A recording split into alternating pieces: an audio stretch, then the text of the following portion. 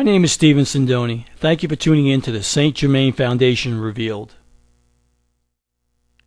In our broadcast today, I will be sharing with you a sad but true story entitled The Paula Shrock Story, with excerpts from a book entitled Psychic Dictatorship in America, the I Am Movement, written by Gerald B. Bryan. Psychic dictatorship in America? It can't happen here? Think again. In the 1930s, a group called the Mighty I Am swept upwards of 1 million Americans into its naturalist fervor under the banner of the Ascended Master, Saint Germain. Created and led by the charismatic Guy and Edna Ballard, the I Am movement brought the concept of Ascended Masters to mainstream America. In Psychic Dictatorship in America, former member Gerald Bryan reveals the fascist roots of the organization, Guy Ballard's conman background, sources of plagiarized work, Guy and Edna Ballard's outrageous tales of masters of magic,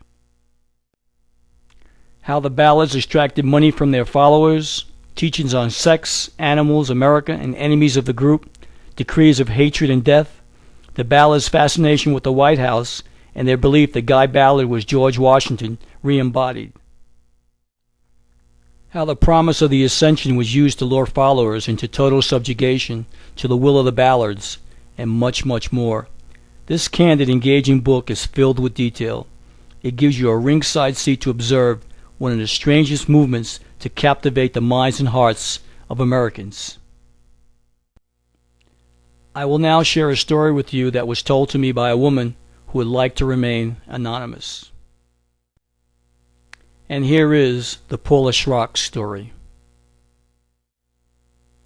In the early 2000s, I was afforded the opportunity to work in a facility for elderly people near Mount Shasta.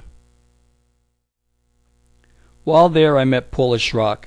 She seemed ageless, lost in her own mind, but very sweet, as long as she agreed with what you wanted her to do. All day long, she would sit in her wheelchair with her pastoral support and remove her socks, shoes, and clothes. The nurses' aides would redress her only to have her undo their work moments later. Paula could not tell me why she wanted her clothes off. When I asked an aide the question, I was told this lady was a nudist and an I-Ammer. Not being from the area, I was unfamiliar with this sect. My aide went on to tell me a bizarre story about Paula. The story is as follows. Paula was admitted to the facility after being found naked beside a river. She was alone and not in her right mind. It was told to me that she was ostracized by her family after joining the I Am movement and giving them all her belongings, including the family's heirlooms and money, for which she was to be cared for by the I Am movement and family for the rest of her life. When I met Paula, she was very much alone. She had no visitors and very little clothing, most of it donated by supporters of the facility. Still, she was always first to smile and mumble something pretty sentiment or compliment some attribute she saw. I was further informed the family, her real family, were out of touch with her, with the exception of his sister, who saw her infrequently. Paula was at the mercy of the state for her care. This fact alone should warn people not to be too ready to believe any organization who promises to take care of someone for life in exchange for all of their material wealth.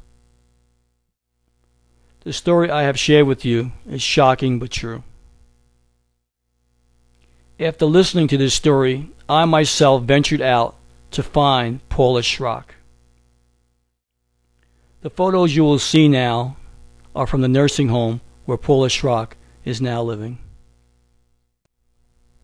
After taking some photos of the grounds, I entered the facility and looked for Paula Shrock. Within a matter of a short few minutes, I was lucky enough to find her. After locating Paula, I walked over to her where she was sitting in her wheelchair, and I asked her politely if I could take her picture.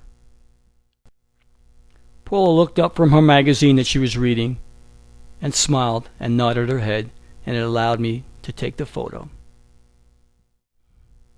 Right after taking the photo, I quickly left the facility and headed outside to take a couple more photo shots of the facility. It was then that I noticed there was a helicopter flying overhead. I guess this was a hot story and someone doesn't want this to get out there. Thank you for listening to the St. Germain Foundation Revealed, the Paula Shrock Story.